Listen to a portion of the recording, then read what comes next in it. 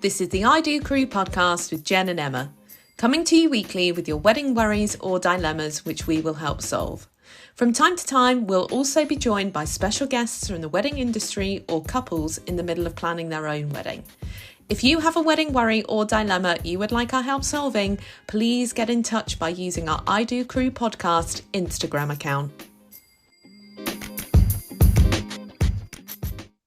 Welcome to the I Do Crew podcast with Jen and Emma. This week we are talking all things wedding planning, and we have a very special guest joining us. Danielle, welcome to the podcast. Hello. So Danielle runs the wedding booth with her business partner Mags, and Danielle has over 5 years of experience in full wedding planning. The duo also employ a team who are all skilled to deliver excellent customer service, stunning visual ideas with full experience in wedding styling. They can provide you with expert advice along with a little black book of specialists. Welcome to the I Do Crew podcast, Danielle. It's great to have you. Hello, lovely to be here. Thank you so much for dealing with all of our complicated tech as we also figure out the podcast and the best way to record audio and visual. Thank you for bearing with us. That's okay. The more complicated, the better for me.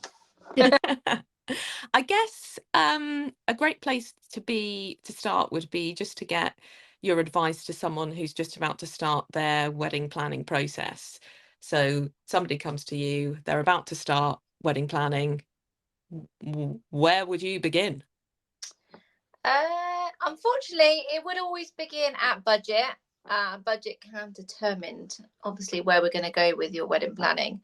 It makes life a little easier if you know the budget you're working to. Nowadays, I think the average wedding in the UK is scarily 27,500 at the moment. So that is an average wedding of about 80 to 100 guests. So don't be too scared when I say that figure.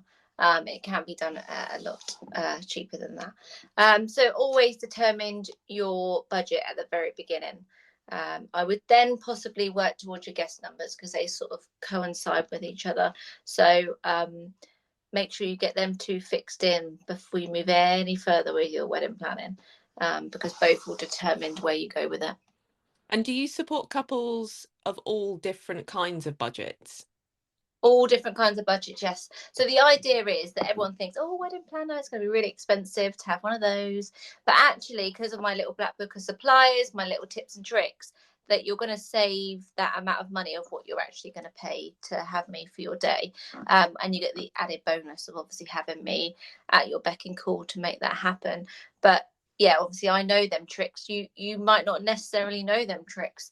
So by all them, savings that I can make you, it actually just pays for my bill at the end of the day, and then you get the extra from me. Jen, do you have a wedding planner? In hindsight, I feel like possibly that would have been great. So, Danielle, I did a complete DIY wedding, which wasn't actually the plan to begin with. I was going to go for a very polished venue that basically had a wedding planner included, but it just wasn't. My husband and I decided it wasn't the kind of vibe that we wanted to go with. So, without a wedding planner, honestly, it was so stressful because you're dealing with all these multiple suppliers, you're dealing with people on the day, you're having to tell them what time. I'm quite lucky that my day job is events too, so I created a full running order of what to do when for every single supplier. So I had like an agenda for my wedding. So at this time, this supplier's coming in. At this time, this supplier's coming in, just in case I wasn't there or if something bad happened. But I think it's important to have that option to take that stress away from couples that maybe don't work in an event or wedding industry, that have never planned this kind of thing before. What about you, Em? No, I didn't either, and I think I would in hindsight too, because it's that first step, knowing where to start, and if you've got somebody sort of guiding you along the way, I think it would be such a less stressful, and you can just enjoy that process more, being creative and sort of bringing it to life without the stress of having to find a supplier and where do I get tablecloths from, and my venue's telling me that I can't have this caterer, and just navigating all of that, I think it would have made my life so much easier. Can I see an extra few grey hairs there, girls, or is that just the light there? No grey hairs for me, Danielle.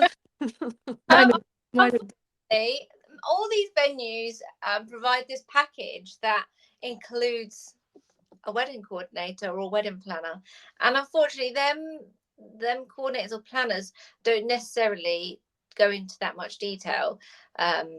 They would make sure the nut allergy person wouldn't receive a chocolate praline tort 5 minutes before the speeches, or the table plan. It's very, very vague, and it's mainly they're just there for the very brief moments, of the wedding breakfast. Whereas we would come in straight from when the bride wakes up or the groom wakes up in the morning, and we go right the way round to finish. And we are at their beck and call. We're not necessarily in suits with microphones charging round like you see on the movies. We actually dress as a guest. So some people might not necessarily know we're there, but we make sure all them type of things are sorted. And sometimes problems do arise, unfortunately, on your wedding day, but you wouldn't know about them because they're dealt with before it's even got to yourself, and you might not even know for a couple of weeks after. So so just be careful when the package does include a wedding coordinator. It's not what you think. They're not booking florists and photographers and choosing the colour of your napkins and things like that. They are just there just to make sure your meal's served on time. Yeah, and I think that's because if hopefully this is your first wedding, you might not know that. You might think, okay, wedding coordinator to me means full-time wedding planner, when they've got the rest of the venue's clients to be working with. I also like the little plug there for J-Lo. I'm a huge fan of the movie The Wedding Planner, one Yeah. of the greatest movies of all time. So I guess from a couple's perspective, what would you say are the main benefits of hiring a wedding planner instead of using the venue's wedding coordinator? Just referring back to J-Lo there, I definitely have not married a groom that I have done before. So what would I do? So I obviously tricks. The suppliers I'm using are, I do use a lot of local suppliers because I need them close by, where I can just nip to see them. Some of my suppliers don't have any overheads, so their costs are then a lot lower. I've got my florist is amazing. She has got a beautiful double garage that she's kitted out, but she has no overheads, so she doesn't need to bump that cost up on the florist side of things. So things like that. I would always look for them type of people. Not saying I'm fixed to them type of people, but she's close by. She is easy to work with. She ends up being a customer of mine on my other side of the business. So yeah, I would always just know where to go. And I'm not sure if you've just planned for the very first time where you're heading to. I always see people going to wedding fairs, or wedding shows every weekend on a Sunday afternoon with their nan and their auntie, thinking it's going to be some fun thing to do. And unfortunately, yeah, they are the hard sell type approach. They're not as fun as you might think they are. And I suspect because you've worked with them lots of times before, you get the best out of each other because you know how each other work and you can trust each other. So you don't have that slightly unknown thing of when you book a florist and you see some of their work and then actually you turn up on the day, because it's a lot of trust, isn't it? Especially a florist where you say, I've got this vision, and you trust them they're going to be able to deliver that, but you don't actually know until you sort of turn up and see it, do you? Yeah, most definitely. And she's just there. Like, say I thought that a piece of wedding decor might look better with a floral band across the top of the mirrored table plan. It just happens. It doesn't, I'm not saying they're going to bump an invoice over to you the day after your wedding. Not at all. We want the vision to be right on the day, and it helps us get our next business. So why wouldn't we go that extra mile to make something a little bit more special on the day, on the morning when we're setting up, and we have that relationship that we're able to do that. So that's a benefit of us with the suppliers. Danielle, from a couple perspective, so if you're working with a couple who are getting married, how do you prepare them for the unexpected, or do you carry all of that stress in your role? Um, I definitely carry that stress, unfortunately. That is what a wedding planner is, so that you don't have to carry any stress. That is probably one of the main things of having us, is so you don't have to have all that worry. I mean, there is nice things that you can plan. If you want to go shopping and buy your bride's dress and have a little glass of champagne and do all the nice things, or go to your tasting event and doing that type of thing. But unfortunately, there is some really boring, mundane things that you have to do, like your terms and conditions. I mean, you must have had a 50-page terms and conditions for your venue or your catering. And we look at that in a lot of detail. That takes quite some time. We make sure that every aspect is covered and we're ready for, it might be a silly thing like you can't have sparklers, you can't have a confetti cannon outside your venue. All them are usually in very tiny print that we would pick up on. So yeah. That's interesting, because I never read anything like that. I just sign the dotted line, here's my deposit, goodbye. I think what would be really helpful is, Danielle, if you could go through just your process from start to finish and what the couple could expect, because this is all a little bit new to me as well. So how close to the detail are you? What's like your starting point with a couple? I presume consultation. Are there any couples that you said no to because you haven't been the right fit? How does all of that work? Yeah, so we always do. We offer a free consultation. It's no obligation. You can take all my advice. Hence me being on a podcast today. I'm not here to hold it all in and not tell anyone. We would hold a free consultation because we both got to work together very closely, in fact, because most of my clients, by the end of the time I've been with them, if you imagine, I've been with these people sometimes nearly 2 years planning their wedding. So and they're friends by the end of it. So you can imagine how closely I am working with these clients. And in fact, after the wedding day, I get very, very sad. Like, it's over, it's done. I'm never going to send any more emails or speak to these people again. So yeah, we would do the free consultation. You would get the vibe whether we could work together. I would as well. I generally haven't had to. You asked me that question. I generally haven't had to go no. Like, everyone who's come to me are just usually like hard-working people from London who haven't got the time to, plan things because they're getting up at 5 and not getting home till 8. I've got people who have got 4 children, and they're thinking, we got to get married. How are we going to make it happen? I can't do everything. So it's usually busy lives and people who are new to it, so first timers that would just like a little bit of help. So after the free consultation, and you've chosen to move forward with myself, we would then a deposit is paid and a contract is sent out. My contract is not a 50-page contract. It is mainly the nicey stuff, like can we use your pictures and socials and things like that. At that point, at the free consultation, we're going to know a budget. We would have had that conversation, because unfortunately I do have to ask. That is what I'm working around. The whole planning process is done on a budget. I'm not saying whether it has to be a really tight one or a lavish one. And what I say to people, some people go, well, I haven't got a budget. And I'm thinking, that's fine, but you need to think how you're comfortable with the value of that wedding. So it's a bit like when you buy a house and you spend the money on doing it up, and you might spend £100,000, but actually the house is still only worth £50,000. So it's trying to make the value and how you're comfortable spending what amount on a wedding. And some people say, well, don't worry about the budget. But to me, I would like to know at the end on how much that wedding would be. And hopefully, like I said, it'll value the wedding. We would then move forward with guest lists to make sure we've nailed that down. And then the exciting stuff. So florists and photographers. Obviously, I can do venue visits with them as well. If they've even thought about, I don't know what venue to go to. I don't know what the venue, what they do. I haven't got time to visit all 10. We can do, nail it down and do like a 5 venue visits over the week. and then hopefully they generally know once they've walked into a venue going, this is what I want, this is the vibe I'm going to have. And say as soon as you walk into a venue, you know if it's the right one for you, because there's just a vibe about it.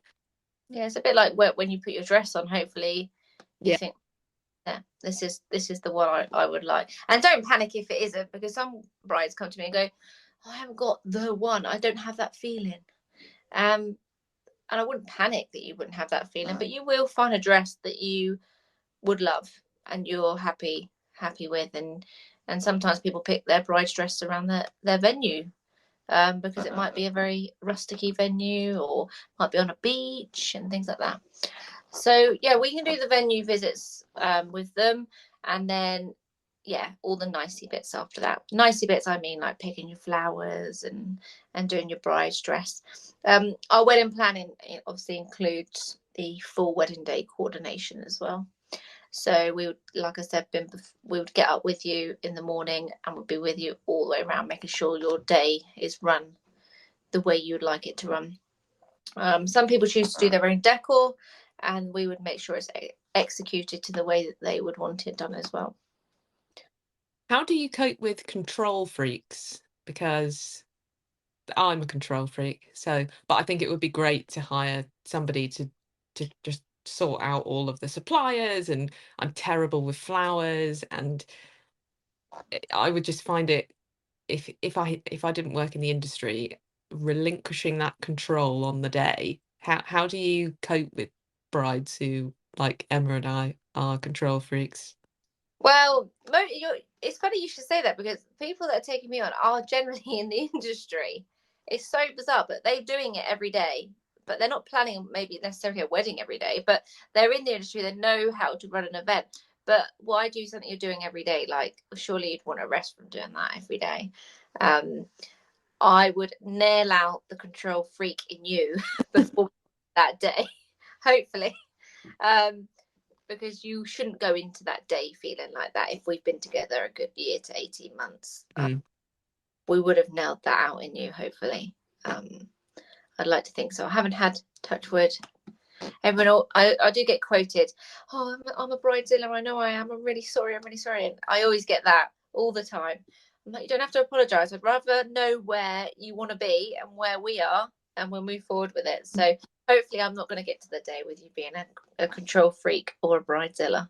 I love that you just said that a lot of people that you work with are in sort of the industry or sort of event management, and I think probably because you do it day in day out, you know what's involved, and you're sort of like, nope, can't do this on my own. And I think if you aren't in the industry all the time and you're a bit naive, you just don't really see the scale of everything you've got to do, because on a checklist that you've downloaded from Google, it looks completely doable until you're sort of in it with all the stresses and all the emails and the questions and all of that. I think being in the industry, you go into it with your eyes wide open, don't you? So most definitely. And like we've spoken before and said, 50 years ago, a wedding was very different than they are today. And you used to just book your village hall, and sometimes an invitation wouldn't even go out. Everyone would just hear of the wedding and turn up and have a sandwich. It was a very different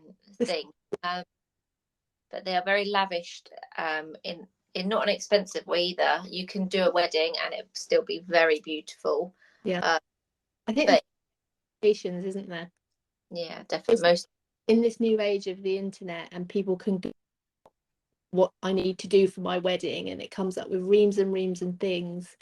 People feel like they have to, you feel like you have to send out a save the date. You feel like you have to have a big top table with all the flowers. You feel like you have to do all these things because you've seen them on Pinterest or Instagram, but actually you don't have to do that at all. You can just pick and choose the bits you want to do. So I think the internet's made it more complicated for us all. Yeah, most definitely. But then we wouldn't have had wedding planners 50 years ago because of that reason either. So good. It's got me a job. Danielle, from your industry perspective, what do you think the biggest trends for 2024 are going to be? I never like to be a downer, you know, on discussing it, but unfortunately it is going to have to be about sustainability. We are moving so quickly on that nowadays, which is great, like very positive on the way we're moving with it, and everyone's actually coming very self-conscious of it, I think, in everyday life, not just weddings. So we are finding like people going down the dried flowered route because so that they're more preserved and less wastage. So people are looking at that and how they would dispose of maybe their rubbish over their wedding. Or, you know, if they've got a dry hire, a marquee wedding, they're thinking more positively about that. We are actually doing a wedding at the end of this season, and it's dry hires. That means you only get the shell of the place, and it's a forest wedding. So they're very cautious of being sustainable. And in fact, there's no electric on site. So they are using an electric car to run all the power for the site. And it's amazing. Like, you should see the amount of power that's going to this site from one car. That's amazing. It sounds like the technical capabilities of this podcast. So yeah, and even down to this place is very conscious of it. So you can't even wash up on site because the water wastage cannot have fairy liquid in it. So everything gets taken away dirty and gets done off site, probably with some sustainable water sourced from some river, maybe. But they're very conscious of it, and I think it is great that we're all having to actually think, because it can get out of control, you know, when people don't, the amount of food that people provide at a wedding, no one's eating all that food. So where's it going? This one, all the food wastage is going to the pigs on site. Mm-hmm. So it's just being more aware. And I think for 2024, if your wedding, you know, even from 20 people to 100 people, I think you can definitely be more sustainable. Yeah. I you know, the little trend that there is about having flip-flops for guests, and all of that. It's great, but there's just a big bucket of plastic flip-flops that half get used and the rest just get thrown away. There are some trends that are sort of coming along, which I think aren't gonna last very long, because people are more conscious of being to the planet, I think. Yeah, and I think that's where like your guys' company comes into play, because people think, well, I can buy 100 glass jar bottles or log placemats myself offline for 50p cheaper per one. But actually, wouldn't we all like to be reusing eventually the same sort of products over and over again, where we would be a bit more conscious about it? So, you know, like your company, we could how many weddings have you guys done, like, and you've saved that of people buying their own products because you've hired it over and over again. So I think it's about being more aware of how you can do it, and it's very easy. Life's been made very easy now because everyone's been made more aware of it. Yeah. And also, if you hire lots of stuff and like you say, it is being reused, but also you haven't got a house full of stuff that you then have to sell after your wedding. And that's a huge stress when you've got a whole living room or a kitchen full of all of this stuff that you've bought for your wedding and it's been used once, and then you have to try and sell it on Facebook. Easy. So just hire it in, save the stress a bit. Often you save a bit of money and you're not, you know, buying new and filling up landfill at the end. Win-win. But on a nicer note, the smaller thing that is actually trending at the moment, I don't know if you guys are thinking about this, is this whole champagne tower. Have you seen it? It's like the bowl glasses. Well, yeah, like, and then it goes into like and then someone pours on the top and it gets all 50 glasses in one go. I don't need to see it, Danielle. It's an instant yes from me. Have you seen the fails though? Have you seen when it goes? Because you have literally just got 50 glasses all piled up on top of each other, and you only need one slightly drunk person or the bottle to clink the top, and it all goes. It's definitely not on a wedding planner's job list, just to put it out there. Well, I think it might be because Could be could be one of those services that you add on as an extra. An extra, because that would need. Imagine if that did go. What happens? you'd have to put out special insurance and have backup towers. Yeah. I bet the insurance companies have that as an added extra. I'm sure they do. Danielle, this podcast is all about helping our lovely listeners and couples planning their own weddings just to solve their wedding worries and dilemmas. So we've had a couple of our Instagram followers come to us with their dilemmas this week, and I think they really suit your expertise, and I think you'd be really able to help them solve their problems. The first one's come in from Becky and Paul Get Hitched. They're asking, how do you adjust a wedding day timeline for a small wedding of 25 people with only a 2-course breakfast? Okay, so it's obviously on their mind, so they're conscious of it straight away. Maybe we need to take it back from the very beginning. Are we all not just getting married with some really close and intimate friends and family? So why not enjoy that time rather than thinking what's next, what's coming? Why don't you relax and just create a moment in time with these people that you're never really gonna do this again. You're never gonna organize a wedding of 60 or 70 people, or even 25 and 20 people, and go out for dinner one day. It's not really going to happen very often. So just be in the moment. So I thought about it, and I think having like a really quirky activity to do on the day, something that you're going to talk about over the coming years. Oh, do you remember when so and so got married and they had this and this? So I was thinking maybe something along the lines like we did one last week. They did laser clay pigeon shooting. And for all the guests that didn't know each other, even if it was one or two, it suddenly brought everyone together and became a bit of a competitive afternoon of laser clay pigeon shooting. They had archery there as well, so that was pretty cool. Or maybe a caricaturist we could have there doing funky drawings, and then everyone can have a little keepsake at the end of the day. I don't think necessarily you need to worry about it like there's only a 25 on your wedding day, because you still got to get in everything. It doesn't really go too much quicker just because you've got 25. But in the moments of drag time or whatever, you're possibly thinking in your mind, maybe just sit and actually be there and chat and mingle with 25 people rather than having a wedding of 70 and not getting around everyone.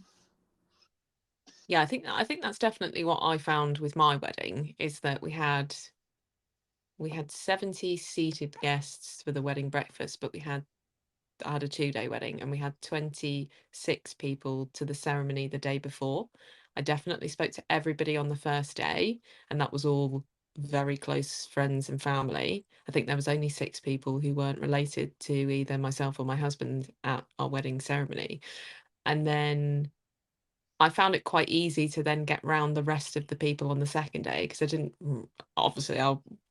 need to speak to any of the people that had been there the day before, because they'd had all my time that day. But what did you do? Because your wedding wasn't massive. There was about 80 to 100. But I told my photographer that I didn't want to be away from my guests for too long, because I had seen in the past weddings I've been to that there's whole stints of hours where you don't see them because they're off having their beautiful photos underneath the tree and by the river. So I did tell my photographer that I didn't want that. So I wanted to sort of still have their moments with just Jordan and I having our photos, but I didn't want them to be prolonged because I wanted to spend time with my guests. But Danielle, I do love the idea of if you do have a bit of extra time because it isn't such a big event, getting some activities together would be really fun, because also it's just nice to do something rather than just sit around with a glass of champagne, isn't it? I think that's a really great idea, and I would definitely do that, I think. Yeah, I've definitely been. I was a bridesmaid at a wedding, and the photos afterwards were 2.5 hours. I missed the canapes. I missed the welcome drink. Oh And no. just see the poor bride and groom. They were so fed up, and we would when we're doing, the photo shot list maybe after the ceremony, always keep it to like maximum 15 photos done. Like, really, are we going to use all them 800 photos that are coming back from our photographer? No, they sit on a hard drive, don't they, collecting dust, and you print 3 of them, and then that's the ones that Yeah. here they are. Yeah, definitely. Like, you're not going to, I know you're worried about the elderly and make sure you get them in, get them and get, but there's other ways you can do it. Why don't you get them with you sat with them, enjoying the canapes? Like, Have you seen that trend? We're going off piste a little bit, but have you seen that trend where they do the speed round? So they get everybody to sit at the tables, and then the bride and groom run to each table. The photographer follows them. They get a fun photo with each of their tables. I think that's brilliant. You've got I'll send you the video. We did one on Saturday, and they stood on the dance floor and everyone queued like a conga, and then they all ran in and had their picture taken with the bride and groom. But 10 photos in, it was getting a bit boring. So I thought, how are we going to spice this up? So they had a donut tower of 300 donuts. And so I was like, take a donut, take a donut. So they were like shoveling donuts in the mouths, having all on their fingers, and it was so much fun to do something. And they all got that. Everyone did it. yeah, they do make a bit of an event of it, and don't have the staged photos of everybody sort of in a triangle outside the venue. Maybe have that more fun, make it a bit more of an event thing. Get it done in one song, boom, done. Then you've got time to go play crazy golf or whatever you're doing. That sounds better than this whole champagne tower, I feel. We're having speed round photos. Thank you. Let's take it to the days of speed dating. Yeah, exactly. I'm in the process of planning my husband's big birthday next year, and a lot of it I'm using suppliers that I've met along the way, and new and upcoming suppliers that we want to work with. But I love this idea because it's not.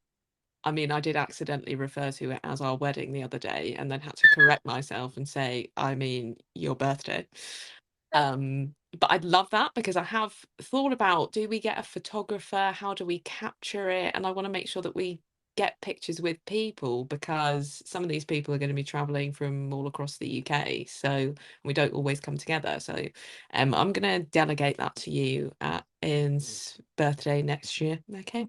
They do a these like these videographers now have become more of like a production, like like a trailer for a movie. They're brilliant, and you should check a few of them out. Someone showed me a few of them. Rather than having your Monday 5-hour wedding photo, your video, and you sit there and watch it over a weekend, it's a production that's a good 3 or 4 minutes, but it has everything in there from the whole day, and it's brilliant. Yeah. Yeah. Perfect. Becky and Paul, I hope that answers your question. Get those activities happening, mingle with your guests a little bit more, and just relax and enjoy your day. We've got another one, Danielle, that's come in from Hannah on our Instagram account. She's doing a DIY wedding and she's finding suppliers is a minefield. Help. So when you say DIY wedding, I'm guessing she's trying to make all the decor herself. Yeah. So what does she want to know about suppliers? Like how they can... I think she's finding the whole finding suppliers difficult. Finding the suppliers eventually. Where to even start? So florist, if you don't know anybody in the industry, where do you even begin? I mean, I'm not a massive fan of wedding fairs. Like, it's not my thing. But the odd one or two that you could handle over a weekend, a local one, not one that's 50 miles away and your florist is going to be 110 miles away. It's a nice local wedding fair that is in your area. Then them suppliers are going to be local. They're not coming from far. You could go down that route. We do a great wedding show. So we host at different venues. So we did one at Bombay Sapphire last year, and we turned it into like a really fun evening with DJ pumping the music. It was a party vibe. Bring the girls. The bar was open, and they just shopped their suppliers. So maybe go down that type of route and go more like a show than a fair at a venue. You could do something like that. But you need something to fall back on, like maybe good reviews, a good following on their socials.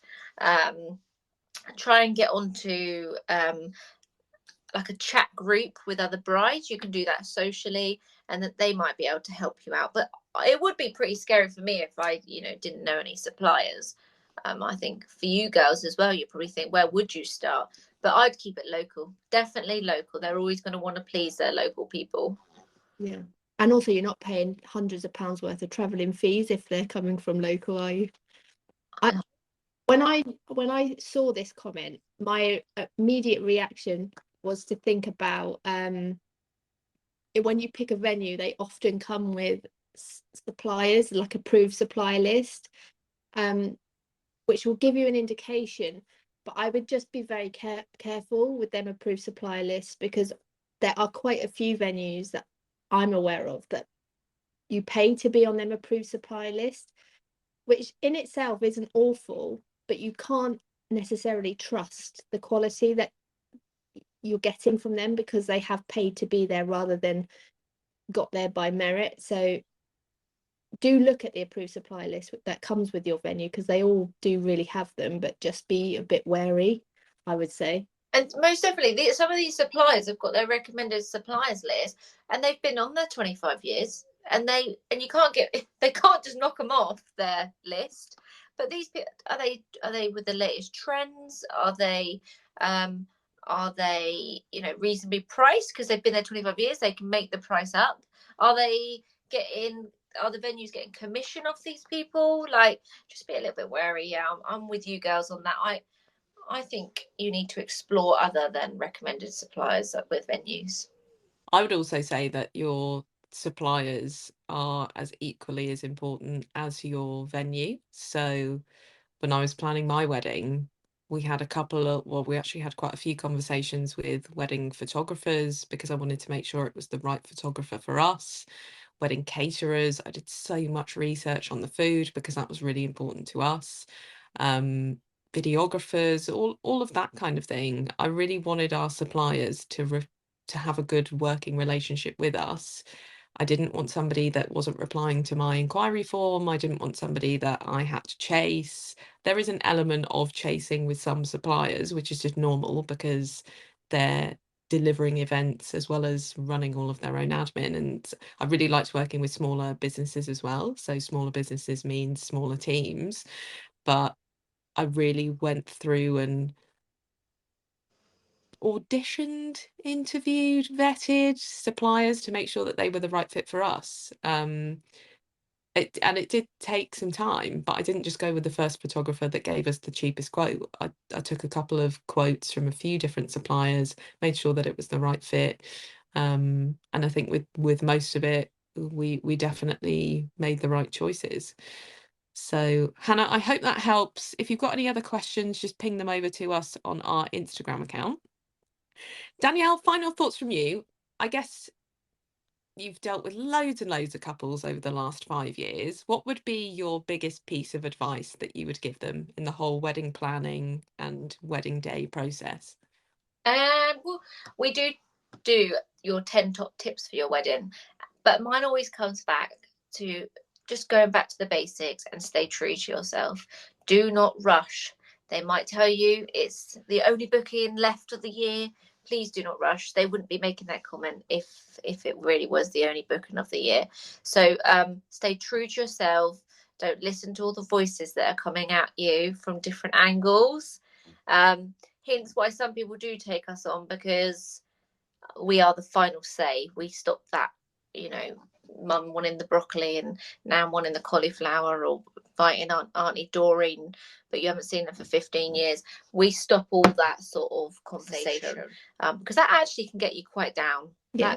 That can stress you out more than sorting out your venue. Do you know what I mean? So stay true to yourself. I mean, people say, well, mum's given me 5,000 towards the wedding. It's like, yeah, but you could do it without mum, really. So just stay true to yourself. It's really nice that they've given you the money, but this is your day. And let's all remember why we're here. We're here because you love each other and you want to tell each other that you love each other. And don't forget that in the whole process of this planning your wedding. I think that's perfect. Feel a little teary-eyed. I think you're right. I was so good at speeching, I tell you, so good. Like when I got married, I was rubbish. Like my husband couldn't speech because he's just like, he would have fainted. And I did it and it was rubbish. And I'm thinking, I'll be so much better now. How long have you been married? 6 years. Just renew your vows. Have a second wedding like I am next year. Are you really renewing your vows? I'm just calling it Ian's birthday, so. Oh. I only want another wedding, so that I can do a different, like, because I've worked on so many weddings now, but so many more ideas that I just want to get married again so I can do all them ideas. But you can do that forever because trends are always going to change. I mean, I had a lovely wedding. I got married in France in a chateau, thinking that I didn't have to invite the 60 guests because they wouldn't all bother to come. And actually, I was panicking because they all said yes. The chateau only fitted 30 people in overnight. So silly old B has to go and book another chateau just to accommodate the other 30 that wanted to come and see our big day. Everybody on holiday. Yeah, they just wanted to see, and that's fine. But yeah, my bank balance didn't like that one. That's so funny. Danielle, thank you so much for being a part of the I Do crew this week. We've really loved having you. If you have a wedding worry or dilemma that you'd like our help solving, please pop us a DM on our Instagram account. And next week's episode is all about seating plans and family politics. Thanks so much for joining us, and we'll see you next time. You've been listening to the I Do Crew podcast with Jen and Emma. Keep up to date with our podcast news by following our I Do Crew podcast Instagram account. Thanks for listening.